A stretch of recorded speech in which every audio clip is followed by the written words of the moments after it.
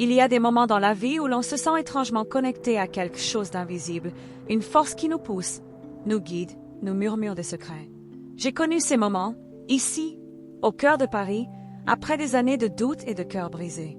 J'ai appris que l'amour ne se limite pas à ce que l'on voit ou à ce que l'on touche. Il existe une connexion plus profonde, une danse subtile entre les âmes, et parfois, votre âme sœur essaie de vous contacter d'une manière que vous n'imaginez pas. Aujourd'hui, je vais vous révéler les 5 signes infaillibles que l'univers vous envoie, des messages codés que votre aura, ce champ énergétique qui vous entoure, capte et transmet. Préparez-vous à ouvrir les yeux, et surtout, votre cœur. Pendant longtemps, j'ai cherché l'amour dans les endroits les plus évidents, les rencontres fortuites sur les terrasses de café parisiennes, les dîners aux chandelles, les promesses murmurées sous la tour Eiffel. Mais chaque fois, malgré la passion, malgré l'intensité, il manquait toujours quelque chose, une pièce du puzzle qui refusait de s'emboîter. Après des déceptions amoureuses qui m'avaient laissé le cœur en miettes, et des tensions familiales qui pesaient sur mon âme comme un ciel d'hiver, j'ai commencé à me demander si l'amour véritable existait vraiment, ou s'il n'était qu'une illusion romantique. C'est dans cette période de doute et de solitude que j'ai commencé à explorer des chemins moins conventionnels, à écouter cette petite voix intérieure qui me disait qu'il y avait plus que ce que mes yeux pouvaient voir. J'ai découvert le concept d'âme sœur, non pas comme un cliché de conte de fées, mais comme une connexion énergétique profonde, une résonance vibratoire entre deux êtres. Et c'est là que le secret de l'aura est entré en jeu. Notre aura, ce champ d'énergie subtile qui nous entoure, est bien plus qu'une simple enveloppe. C'est une carte de notre être, un émetteur et un récepteur d'informations. Elle est le pont invisible qui nous relie aux autres, et surtout, à notre âme sœur. Lorsque votre âme sœur pense à vous, lorsque son énergie est dirigée vers vous, votre aura le capte, et cela se manifeste par des signes, des synchronicités, des sensations qui, au début, peuvent sembler aléatoires, mais qui, une fois décodées, révèlent une communication silencieuse et puissante. C'est une danse cosmique, un dialogue sans mots, où l'univers entier conspire pour vous rapprocher. J'ai appris à reconnaître ces signaux, à faire confiance à mon intuition, et c'est ce que je veux partager avec vous aujourd'hui. Avez-vous déjà ressenti une connexion inexplicable avec quelqu'un? Partagez vos pensées en commentaire avec le mot aura, et n'oubliez pas de vous abonner pour ne rien manquer de nos histoires. Mon cœur était un désert. Après une série de relations qui s'étaient terminées en déception, et un passé familial marqué par des non-dits et des attentes non comblées, je me sentais épuisée. Paris, ma ville lumière, semblait se moquer de ma solitude. Les couples enlacés sur les ponts, les rires qui s'échappaient des terrasses de café, tout me rappelait ce qui me manquait. Je travaillais dans une petite librairie du quartier latin, entourée de milliers d'histoires d'amour, mais la mienne semblait bloquée, figée dans un éternel hiver. J'avais essayé toutes les méthodes classiques, les sites de rencontres, les soirées entre amis, même les conseils de ma tante qui me poussaient à sortir plus. Rien n'y faisait. Chaque tentative se soldait par une nouvelle déception, renforçant ma conviction que l'amour véritable n'était pas pour moi. Mes problèmes familiaux, notamment une relation tendue avec ma mère qui ne cessait de me comparer à ma sœur parfaite, ajoutaient une couche de tristesse à mon quotidien. Je me sentais invisible, incomprise, et surtout, indigne d'être aimée. C'est dans cet état de profonde lassitude que j'ai commencé à me tourner vers des approches plus spirituelles. J'avais toujours été une personne rationnelle, mais la science et la logique ne m'avaient pas apporté les réponses que je cherchais. J'ai commencé à lire sur l'énergie, les vibrations et le concept d'aura. Au début, j'étais sceptique. Comment un champ énergétique invisible pouvait-il influencer ma vie amoureuse? Mais la curiosité était plus forte que mon doute. J'ai appris que notre aura est un reflet de notre état intérieur, de nos pensées, de nos émotions, de nos croyances. Si mon aura était remplie de doutes et de peurs, comment pouvais-je attirer l'amour que je désirais? C'était une révélation. Je n'avais pas besoin de chercher l'amour à l'extérieur, mais de le cultiver à l'intérieur, en travaillant sur mon propre champ énergétique. C'était une quête de sens, une dernière tentative pour briser le cycle de la solitude et de la déception. C'est lors d'une retraite de méditation dans la campagne provençale, loin du tumulte parisien, que j'ai découvert ce rituel. Il était simple, presque déroutant par sa simplicité, mais la femme qui le partageait, une vieille dame aux yeux pétillants et à l'aura lumineuse, m'a convaincue de son pouvoir. Elle parlait de l'amour comme d'une fréquence, une vibration que l'on émet et que l'on reçoit. Le rituel consistait en une série de pratiques quotidiennes à effectuer pendant 30 jours, toutes visant à aligner mon énergie, à purifier mon aura et à émettre une intention claire et puissante pour attirer mon grand amour. Chaque matin, au lever du soleil, je devais me tenir face à l'est, les mains ouvertes, et visualiser l'amour que je désirais. Non pas une personne spécifique, mais les qualités de cette relation, la tendresse, le respect, la complicité, la joie. Je devais ressentir cet amour dans chaque cellule de mon corps, comme s'il était déjà là.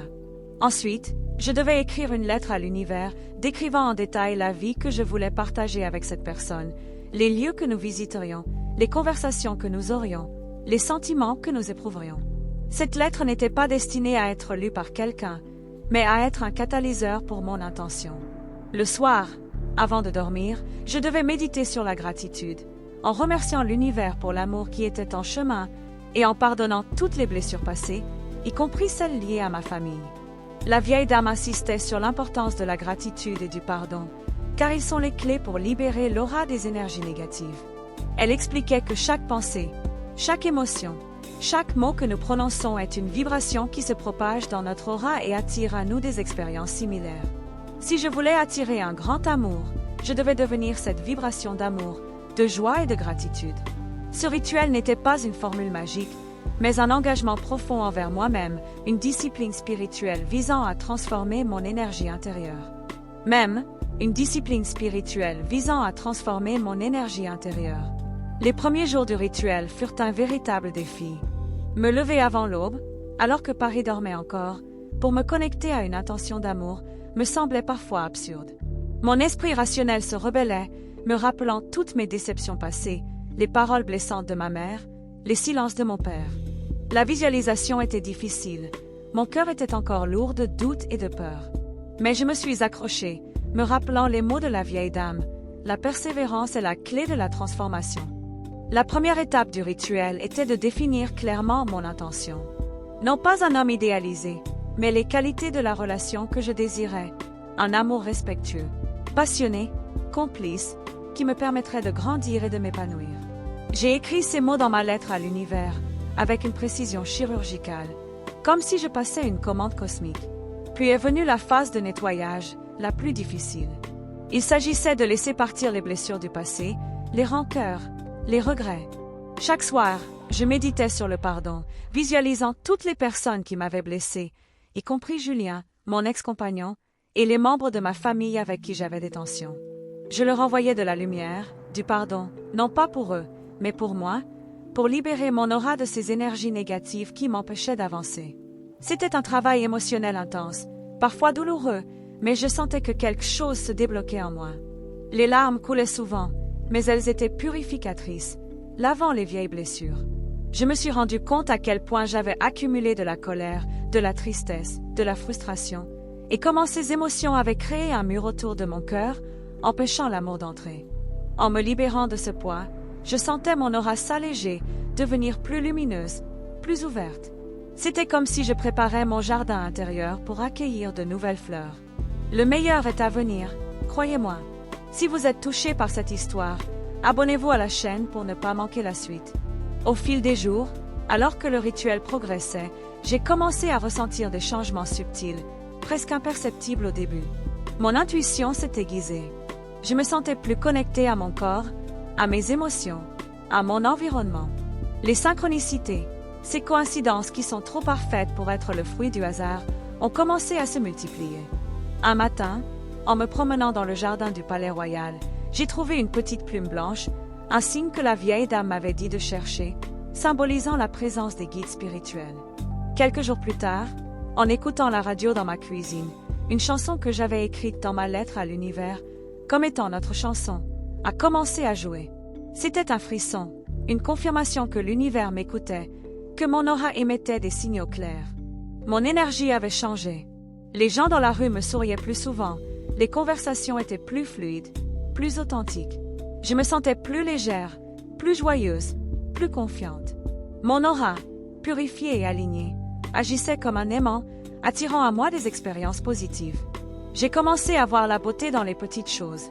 La lumière dorée du soleil sur les toits de Paris, le parfum des fleurs au marché, le rire d'un enfant. Mon cœur s'était rouvert et je me sentais prête à accueillir l'amour. Les doutes et les peurs avaient laissé place à une profonde confiance, une certitude que mon grand amour était en chemin. C'était une transformation intérieure, un éveil de mon aura qui se manifestait dans chaque aspect de ma vie. Je n'étais plus la femme brisée et solitaire, mais une femme rayonnante, pleine d'espoir et de gratitude. Le 28e jour du rituel, alors que je me rendais à mon cours de poterie, j'ai décidé de prendre un chemin différent, une petite rue pavée que je n'avais jamais empruntée. Le soleil d'automne filtrait à travers les feuilles des platanes, créant des jeux d'ombre et de lumière sur les façades des immeubles anciens. En passant devant une petite galerie d'art, mon regard a été attiré par une sculpture en argile, une œuvre abstraite qui représentait deux âmes enlacées. C'était d'une beauté saisissante, et je me suis sentie irrésistiblement attirée à entrer. À l'intérieur, l'ambiance était calme, imprégnée de l'odeur de la terre cuite et de l'encens. Un homme était assis derrière un comptoir, absorbé dans un carnet de croquis. Il avait des cheveux châtains légèrement bouclés, des yeux d'un bleu profond et un sourire doux qui éclairait son visage. Il s'appelait Gabriel. Nous avons commencé à parler de la sculpture, puis de l'art en général, de nos passions, de nos rêves. La conversation était fluide, facile, comme si nous nous connaissions depuis toujours. Il y avait une connexion immédiate, une résonance énergétique que je n'avais jamais ressentie auparavant.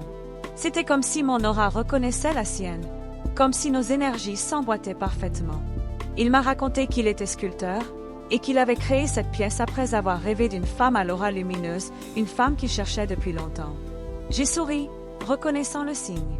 Ce n'était pas une rencontre fortuite, mais la manifestation de mon intention, le fruit de mon rituel. C'était mon grand amour, celui que j'avais visualisé chaque matin, celui pour qui j'avais purifié mon aura. La confirmation était là, dans ses yeux, dans son sourire, dans la douceur de sa voix. C'était un amour différent, plus mature, plus ancré, un amour qui me laissait libre d'être moi-même, de grandir, de m'épanouir. Aujourd'hui, Gabriel et moi partageons une vie remplie d'amour, de respect et de complicité. Notre histoire n'est pas un conte de fées, mais une réalité construite sur l'intention, le pardon et l'alignement énergétique. Le rituel de 30 jours n'a pas seulement manifesté mon grand amour, il a transformé ma vie entière. J'ai appris que l'amour véritable ne vient pas de l'extérieur, mais qu'il est le reflet de l'amour que l'on porte en soi. En purifiant mon aura, en libérant les blessures du passé, en cultivant la gratitude et le pardon, j'ai créé un espace pour que l'amour puisse entrer. Ma relation avec ma famille s'est également apaisée. J'ai compris que je ne pouvais pas changer les autres, mais que je pouvais changer ma propre réaction, ma propre énergie. En me libérant de la rancœur, j'ai ouvert la porte à une nouvelle compréhension, à une acceptation mutuelle. Le secret de l'aura, ce n'est pas de manipuler l'univers, mais de s'aligner avec lui, de devenir la vibration de ce que l'on désire. C'est un chemin de croissance personnelle, de découverte de soi, où l'amour est la récompense ultime. Gabriel est mon grand amour, mais il est aussi le miroir de ma propre transformation, le reflet de la femme que je suis devenue.